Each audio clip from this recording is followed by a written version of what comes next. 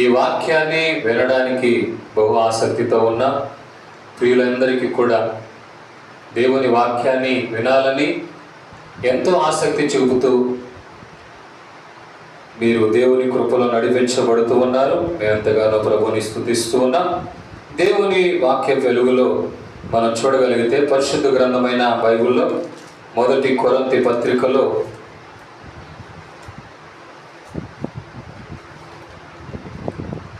6వ అధ్యాయము 20వ వచనాన్ని 19వ వచనం నుండి మనం చూడగలిగితే, మీ దేహము దేవుని వలన మీకు అనుగ్రహింపబడి మీలోనున్న పరిశుద్ధాత్మకు ఆలయమై ఉన్నారని మీరు ఎరుగరా.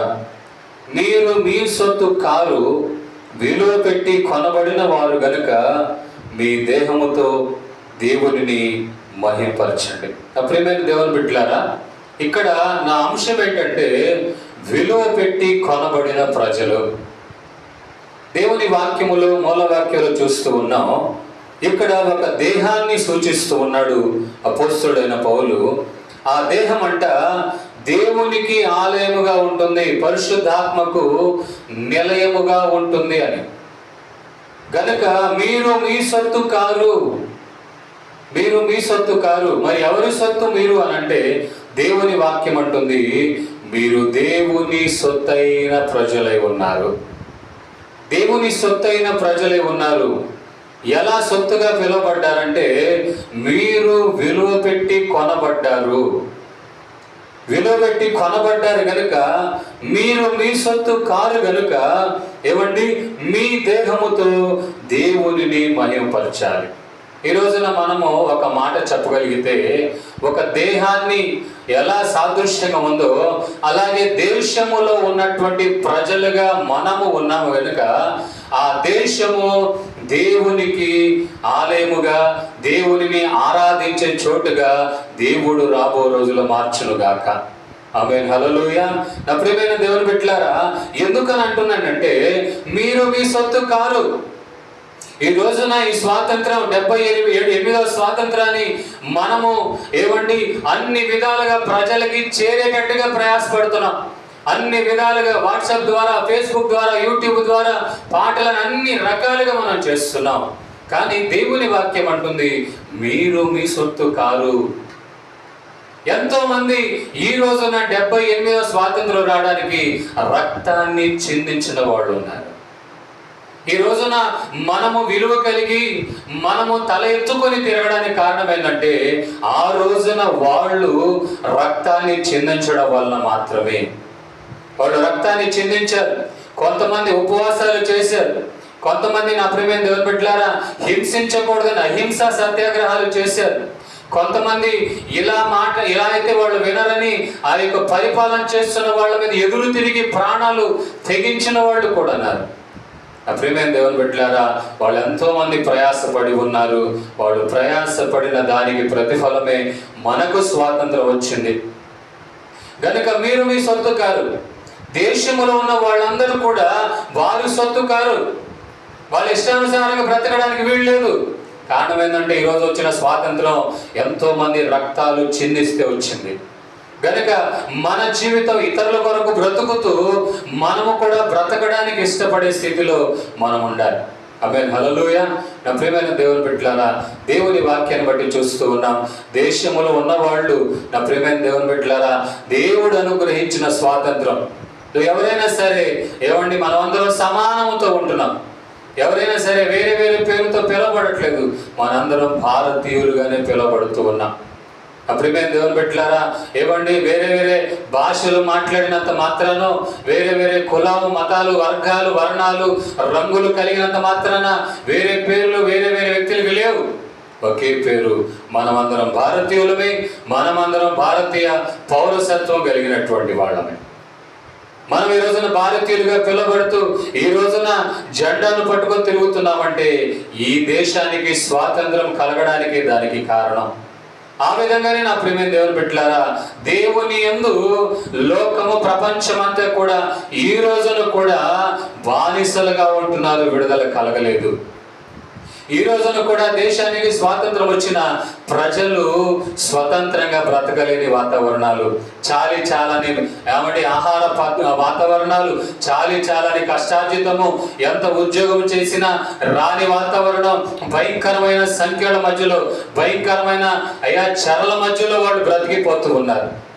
ప్రియమైన దేవుని బిడ్డలారా, దేవుని వాక్యం మనతో మాట్లాడుతుంది. మిమ్మల్ని దేవుడు విమోచించి ఉన్నాడు తన రక్తం ద్వారా. ఈ రోజున మనం గొప్పగా ఎంచబడుతూ ఉన్నాం, ఆనందిస్తూ ఉన్నాం, దేవుని కృపలో నడిపించబడుతూ ఉన్నాం, దేవుడు అనుగ్రహించిన నిజమైన స్వాతంత్రాన్ని అనుభవించగలుగుతాం. ఒకప్పుడు మన దేశంలో ఇలా లేదు. పేదవాళ్ళుగా ఉండేవాళ్ళు, ఏం కొనలేని వాతావరణం. ఏదైనా ఎవరైనా గొప్పగా ఉన్నారనుకోండి, వాళ్ళను చూస్తూ మనకెప్పుడు రోజులు వస్తాయి అనుకునేవాళ్ళు. మధ్య తరగతి వాళ్ళైతే కళలు మాత్రమే చూసేవాళ్ళు. ఒక వాహనాలు కొనాలనే కళ మాత్రమే మిగిలిపోయేది.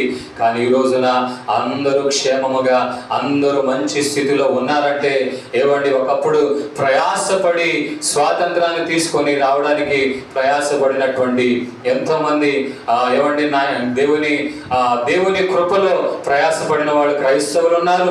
అనేక రకరకాల వర్గాల వాళ్ళు కూడా స్వాతంత్రము కొరకు పోరాడిన వాళ్ళు కూడా ఉన్నారు. మనకు వచ్చినటువంటి ఈ యొక్క స్వాతంత్రాన్ని మనం అనుభవించాలి. స్వాతంత్రం అనే పదానికి చాలా మంది తీసుకున్న నిర్వచనం ఏంటంటే, మనం మాత్రమే బాగుండాలి, ఇతరులు ఇబ్బంది పడాలి.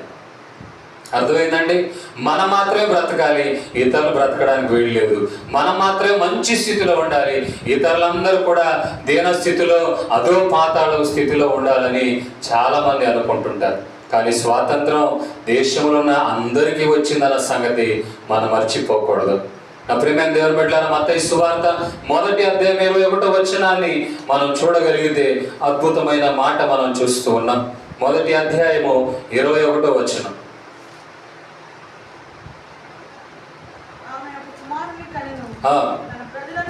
తన ప్రజలను వారి పాపము నుండి ఆయనే రక్షించును. చాలండి. నా ప్రియమైన దేవుని బిడ్డలారా, ఏమండి, ఒక కుమారుడు జన్మిస్తాడంట. ఆయన పేరు యేసు అని పెట్టాలి.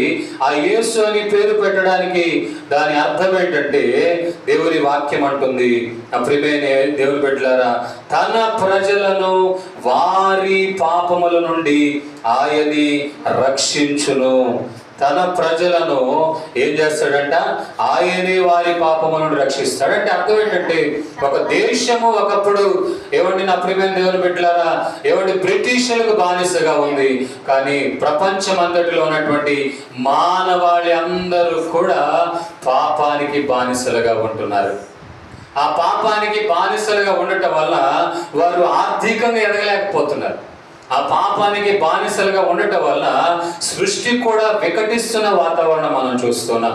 ఆ పాపానికి బానిసలుగా ఉండటం వల్ల రకరకాల వ్యసనాలకి, రకరకాల వ్యభిచారాలకి, రకరకాలుగా ఇష్టరాజ్యానికి బానిసలుగా అయిపోయారు.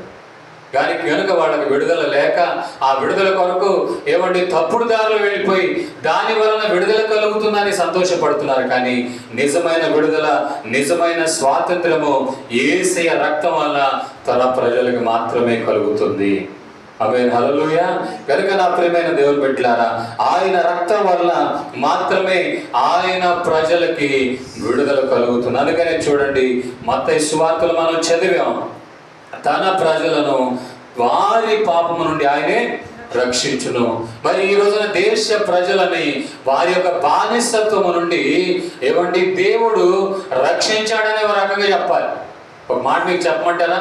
ఏమంటే ఎన్నో సంవత్సరాలుగా బానిసలుగా దేశంలో ఉన్న ప్రజలు ఉంటే దేవుడు బ్రిటిషులకి ఈ దేశాన్ని విడిచి వెళ్ళాలనే మనస్సును దేవుడు ఇచ్చాడు.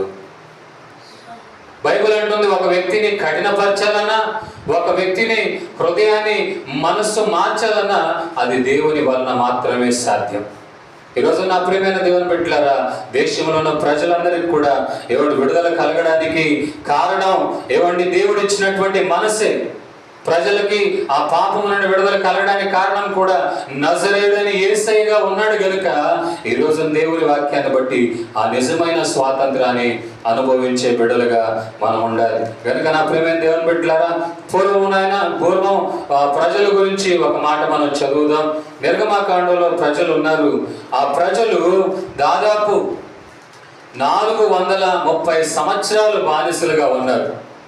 వాస్తవమైతే 400 సంవత్సరాలు, కానీ ఆ 30 సంవత్సరాలు యోసేపు అద్భుతమైన పరిపాలన అనుగ్రహించాడు కనుక వాటిని కూడా కలిపితే 430.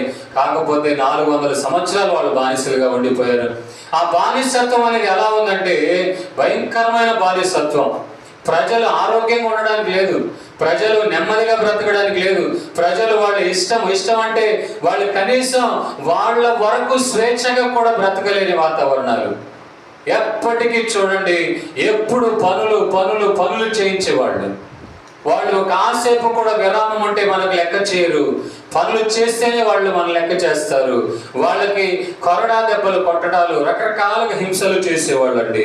అలాంటి భయంకరమైనటువంటి పరిస్థితుల్లో ప్రజలు బ్రతికేవాళ్ళు. వాళ్ళు ఎన్ని సంవత్సరాలు బ్రతికారో తెలుసా? 430 సంవత్సరాలు బానిసలుగా ఉండిపోయారు. వాళ్ళు పరాయి దేశంలో బానిసలుగా ఉండిపోయారు. ఆ పరాయి దేశంలో బానిసలుగా ఉండడం వల్ల స్వేచ్ఛగా బ్రతకలేకపోయినారు. మరొక మాట చెప్పమంటారా? ఆఖరికి స్వేచ్ఛగా పిల్లలు కూడా కనలేని భయంకరమైన స్థితి. ఆ భయంకరమైనటువంటి యాతన ఎలా ఉందంటే, ఆ ఫరో అంటున్నాడు, ఏమనంటున్నాడంటే, ఇశ్రాయేలు కుటుంబాలలో లేదా ఇశ్రాయేలు ప్రజలలో ఎవరైనా తొలిచూలు పిల్లలు మగ పిల్లవాడు పుడితే వాడిని చంపివేయండి. అలాంటి భయంకరమైన పరిపాలన.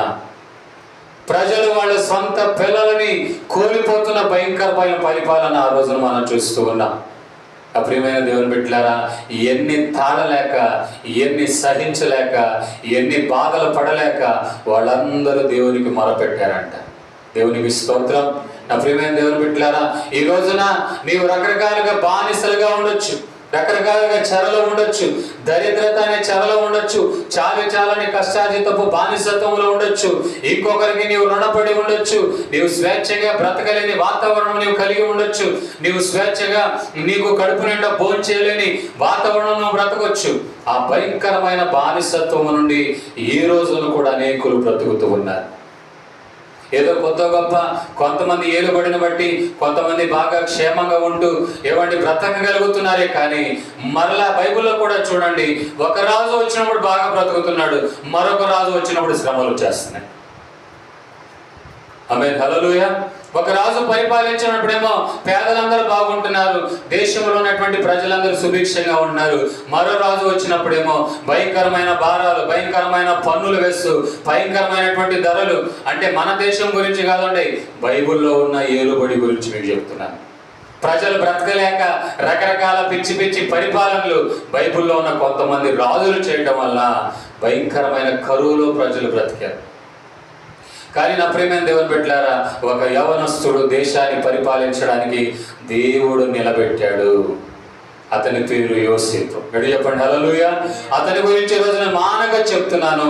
అతను దేశానికి కరువు వస్తున్న సంగతి దేవుని ద్వారా తెలియపరచబడి ఆ రాజుకు వచ్చిన కలను ఇతను చెప్పినప్పుడు, రాబో 7 సంవత్సరాలు భయంకరమైన కరువు వస్తుంది కనుక, దేశ ప్రజలకి భయంకరమైన క్షామము రాబోతుంది కనుక, ఇదిగో రాజా జాగ్రత్తగా మనం ఆహారాన్ని సమకూర్చుకోగలిగితే బాగుంటుందని చెప్పినప్పుడు, ఆ రాజు కూడా ఆ యొక్క యోసేపు అనగా దేవుని యందు భయము భక్తి కలిగిన యవనస్తుడైన యోసేపుకు లోబడ్డాడు కనుక వెంటనే ఏమండి ఆ 7 సంవత్సరాలకి సరిపడగలిగిన ఆహారాన్ని ప్రజలకు కానివ్వండి, అంతేకాదు ఆ వాళ్ళకి జంతువులకు ఉన్నటువంటి ఆ వాటికి సంబంధించిన ఆహారం కానివ్వండి, అన్నిటినీ సమృద్ధిగా సమకూర్చుకోగలిగాడు.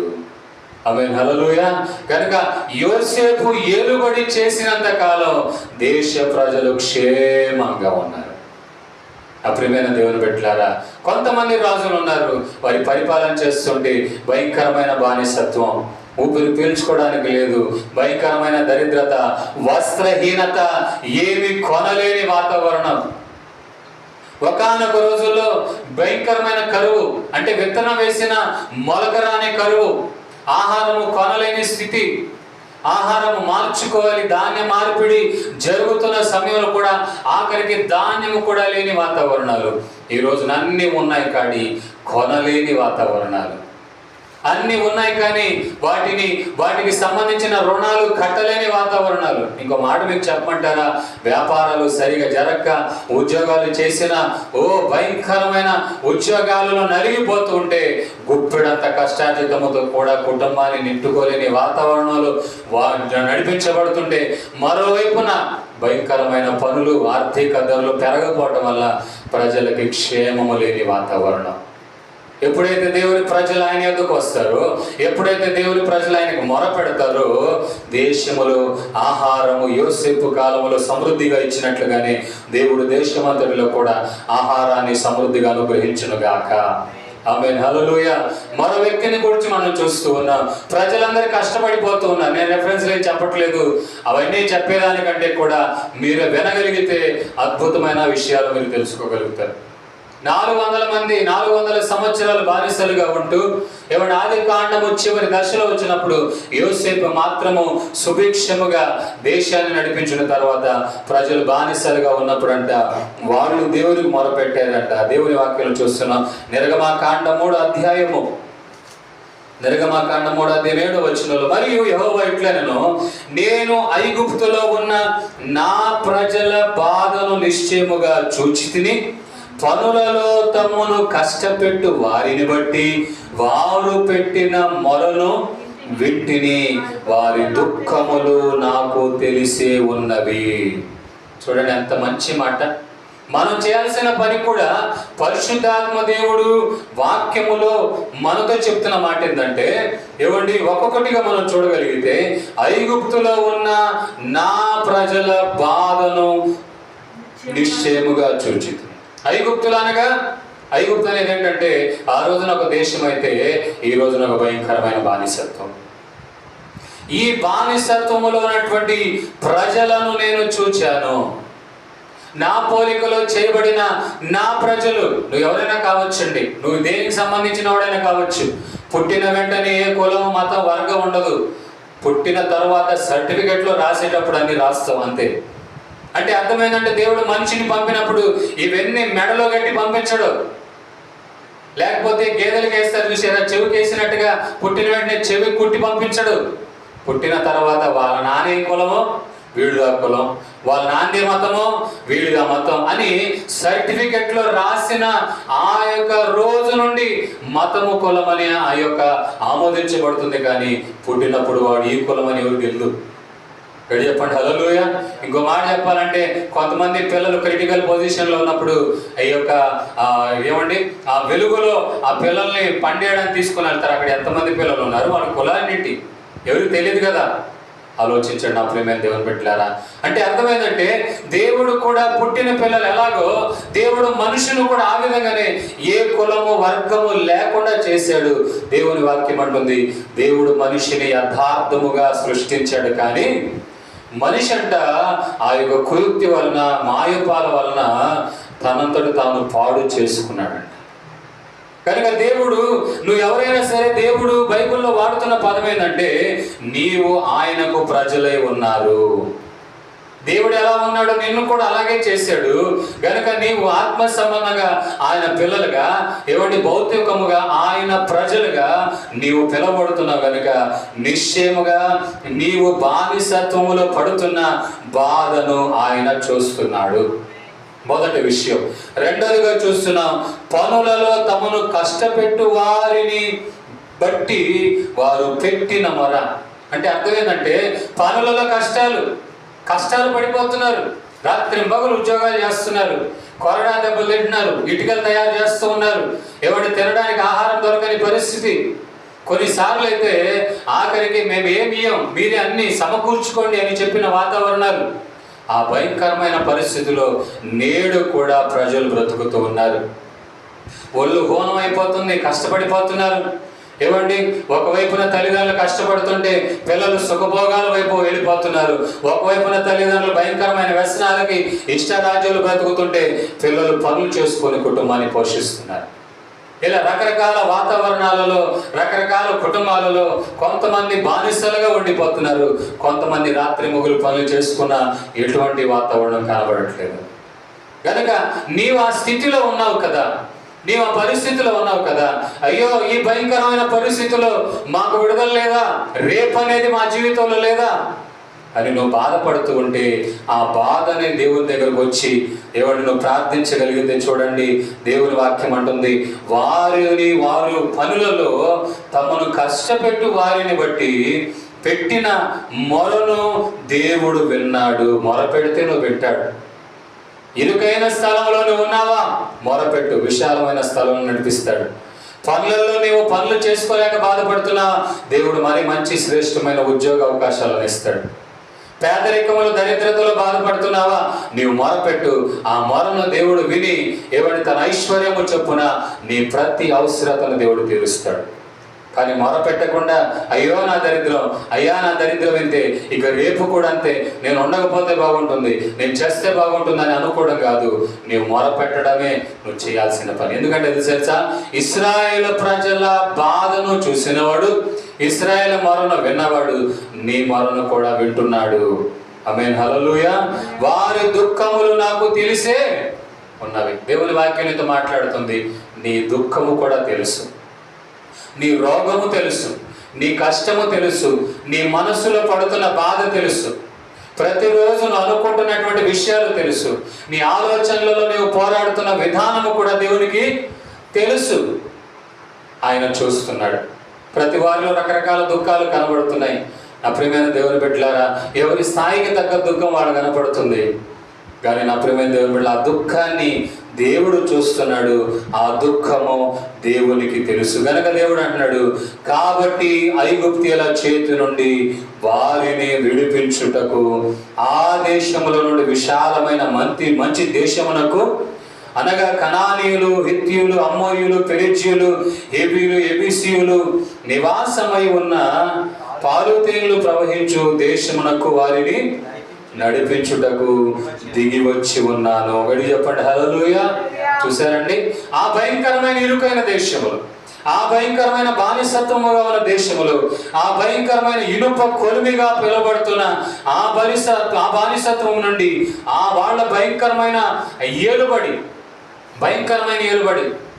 నా ప్రియమైన దేవుని బిడ్డలారా, ఒకరోజు తిండి కావాలన్నా చేయకూడని పనులు చేయాల్సిన రోజులు ఉండి, అలాంటి భయంకరమైన రోజులు, అలాంటి బానిసత్వము నుండి విడిపించడానికి కూడా దేవుని వాక్యం అంటుంది, మంచి దేశం, విశాలమైన మంచి దేశం, అనగా హిబ్బీయులు, హిత్తీయులు, అమ్మోరీయులు, పెరిజ్జీయులు, యెబూసీయులు, అలాంటి వాళ్ళు పరిపాలన చేస్తున్న ఆ దేశములో వారిని తొలగించి తన ప్రజలకు ఇవ్వడానికంట ఆయన దిగి వచ్చి ఉన్నాడు. ఒక మంచి స్థితి, ఒక ఇరుకైన స్థలం నుండి ఒక మంచి స్థితికి దేవుడు నడిపించాలి. ఒక బానిసత్వం నుండి ఒక స్వాతంత్రపు స్థితిలోనికి దేవుడు నడిపించాలని ఇష్టపడుతున్నాడు. ప్రతి సంవత్సరం కూడా విడిపించాలన్న సందేశం ఎందుకు వింటున్నామంటే, ప్రజలకి నిజమైన విడుదల కలగలేదు. ఇంకా దేశంలో ఉన్న ప్రజలకు విడుదల కలగలేదు. ఇంకా కష్టార్జితం బాధలు పడుతూ, ఆర్థికంగా లోపిస్తూ, ఈ రోజున రూపాయి కూడా కదలట్లేదు. బయట అడుగు పెడితే 500 దాటిపోతుంది. ఆర్థిక లేమి, పని చేసిన దానికి ఆర్థికమైన పరిస్థితులు కొదువ, పిల్లలు చదివించలేక, ఇల్లు కట్టుకోలేక, సొంత జీవితం కూడా బ్రతకలేక, కొన్నిసార్లు అంటుంది పశువులు కూడా ప్రశాంతం బ్రతుకుతున్నాయి బాబు అని. అలాంటి భయంకరమైన దీనావస్థలో ప్రజలు ఉండగా దేవుడు అంటున్నాడు, ఏమనంటున్నాడంటే, వాళ్ళు పెట్టిన మొరను నేను విన్నాను, వారి దుఃఖము నాకు తెలుసు, వారి బాధను నేను చూస్తున్నాను. మరి ఈ రోజున చూస్తున్న దేవునికి నీ విన్నపాన్ని అప్పగించగలుగుతున్నావా? చూస్తున్న దేవునికి నీ బాధలు చెప్పుకోగలుగుతున్నావా? చూస్తున్న దేవునికి మొరపెడుతున్నావా? మొరపెట్టగలిగితే దేవుడు ఇరుకైన స్థలము నుండి విశాలమైన స్థలానికి నడిపిస్తాడంట. ఇరుకు, ఒక ఇంట్లో బ్రతకలేరు, బానిసలుగా ఉండలేరు. అలాంటిది విశాలమైన స్థలంలో నడిపించబోతున్నాడు. మనకున్న బంధకాలాన్ని ఆయన తెంపబోతూ ఉన్నాడు.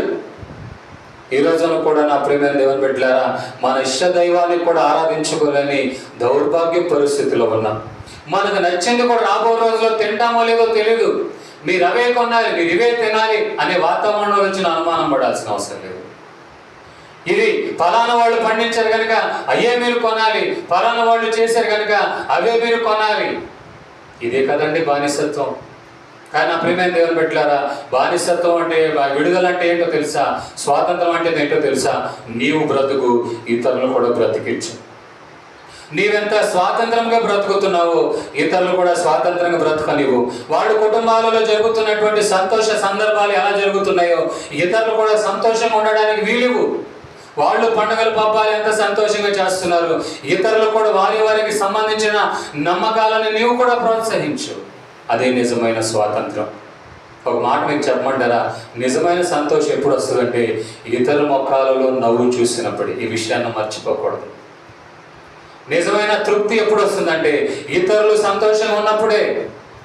అది మనం ప్రయాసపడాలి. నా ప్రియమైన దేవుని బిడ్డలారా, ఎప్పుడైతే ఆ ప్రజలు ప్రార్థన చేశారో దేవుడు ఒక వ్యక్తిని ఎన్నుకున్నాడు. ఆ వ్యక్తి పేరు మోషే. మోషేని ఎన్నుకున్నాడు.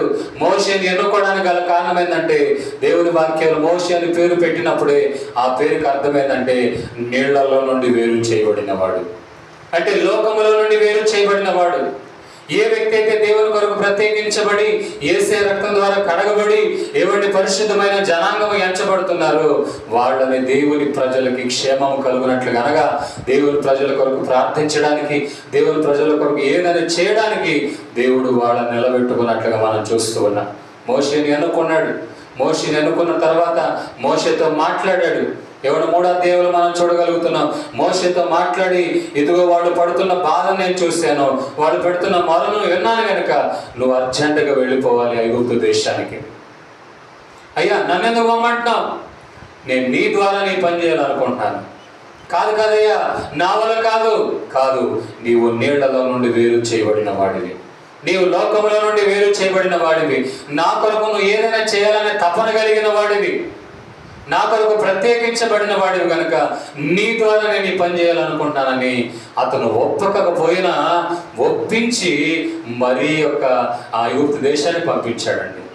అక్కడ వెళ్ళిన తర్వాత దేవుడు అతనికి కొన్ని అద్భుతాలు చేయమని చెప్పి ఆ ప్రజలు, అనగా ఇశ్రాయేల్ ప్రజలు నమ్మేటట్లుగా చేయటం వల్ల దేవుడు వారికి ఒక రోజున అద్భుతమైన విడుదల ఇచ్చాడు. ఆ విడుదల కలగడానికి కూడా కారణం ఏంటంటే దేవుడు అంటున్నాడు అనేకమైన తెగులు పంపించారు, కానీ ఆ దేశాన్ని పరిపాలిస్తున్న ఏలుబడి చేస్తున్న ఫరో మాత్రం విడుదల ఇవ్వలేదు. దేవుడు ఆఖరికి అంటున్నాడు, ఇదిగో చివరి తెగులు ఇది, ఈ యొక్క ఇళ్లలో ఉన్నటువంటి తొలిచూలు బిడ్డలందరూ చనిపోతారు, ఐగుప్తు దేశంలో ఉన్న వాళ్ళందరూ చనిపోతారు.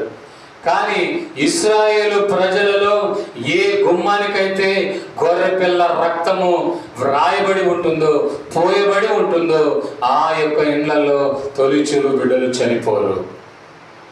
ప్రియమైన దేవుని బిడ్డలారా, చెప్పినట్లుగానే మనం చూస్తూ ఉన్నాం. ఐగుప్తులో ఉన్నటువంటి మొదట పుట్టినటువంటి మగ పిల్లలందరూ చనిపోయారు. కానీ దేవుడు చెప్పినట్లుగానే ఇశ్రాయేలు ప్రజలందరి గుమ్మాలకి ఏం పూసారంట? హిస్సోపుతో ఏం పూసారు?